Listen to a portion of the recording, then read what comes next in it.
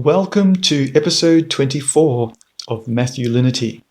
This time we're up to verses 12 to 17 of Matthew chapter 4.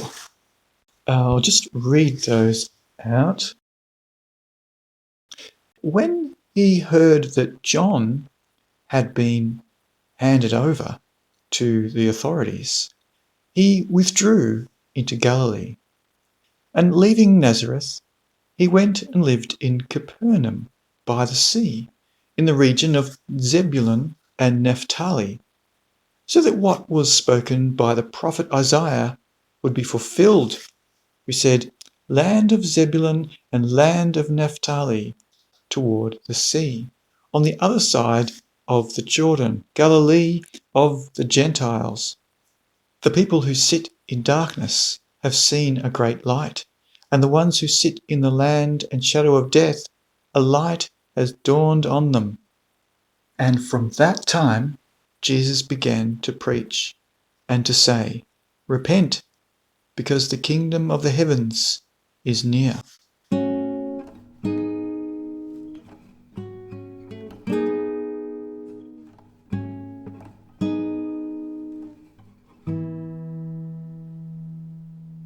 I'd like to talk about the structure of this unit.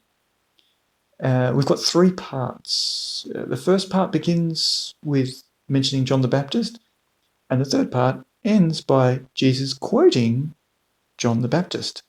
So this is the message that John the Baptist was famous for. According to Matthew, in chapter 3, John's message was, "Repent, because the kingdom of the heavens is near." And this is what Jesus says. Jesus says John's words, John's message that John was famous for saying. So it starts out talking about John and ends up talking about John. Now, what's in the middle is the significance of where Jesus begins, the place, the geographical place that Jesus begins. So we've got John, and then the places that Jesus begins, and then the message of John that Jesus is continuing.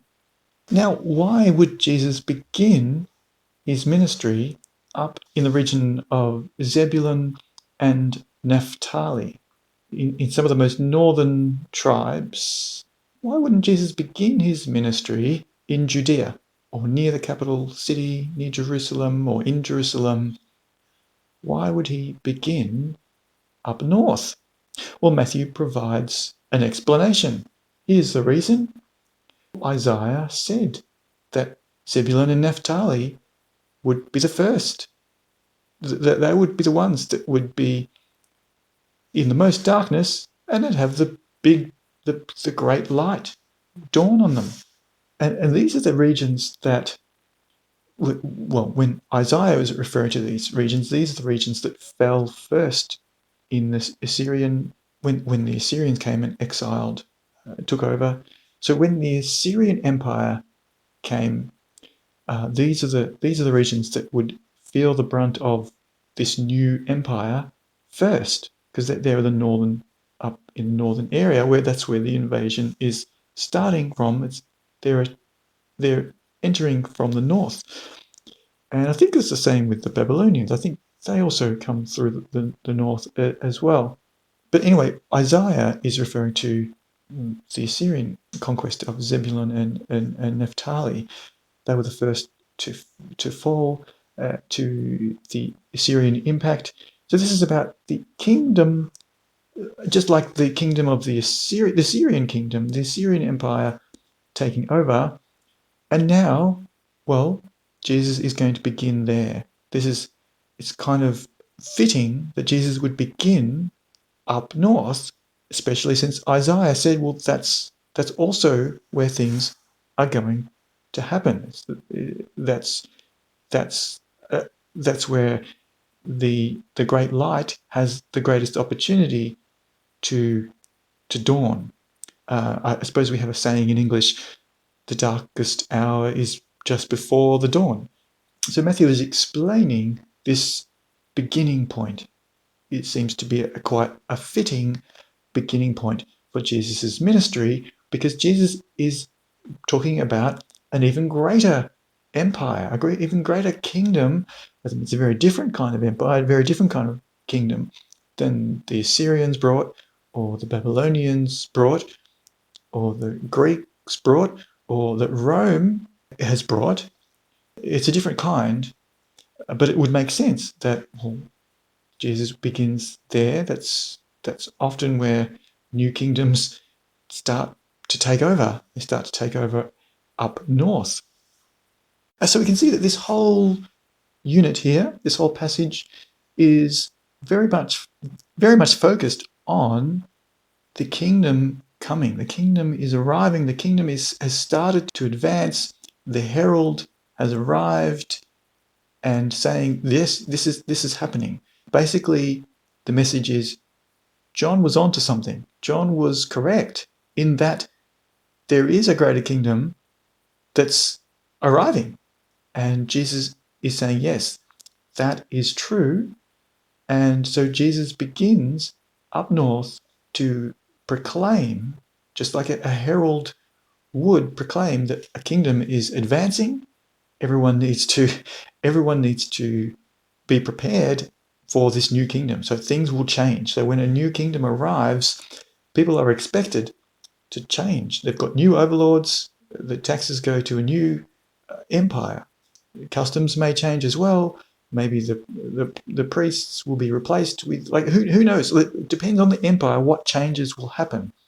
And so it's quite appropriate to say change is required because of this new kingdom.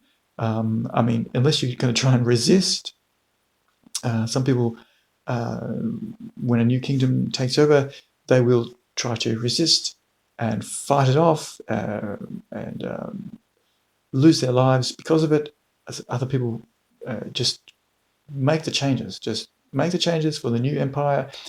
And so this isn't the same kind of empire as other empires. So at this point, people might hear this and think, what empire are you talking about? The empire of the heavens? The kingdom of the skies? What is this? The kingdom of the skies is taking over. The kingdom of the skies is arriving. The same kingdom that the stars abide by, the kingdom of the skies.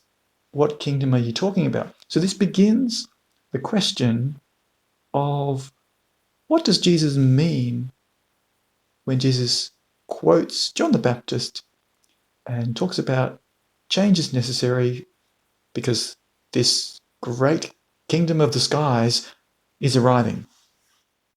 We don't get like a quick answer to that question. So it slowly unravels over the next few chapters. And in fact, it probably takes the whole book to define that. But it would be interesting to track more specifically what the definition is, according to Matthew, that Jesus means by the kingdom of the heavens.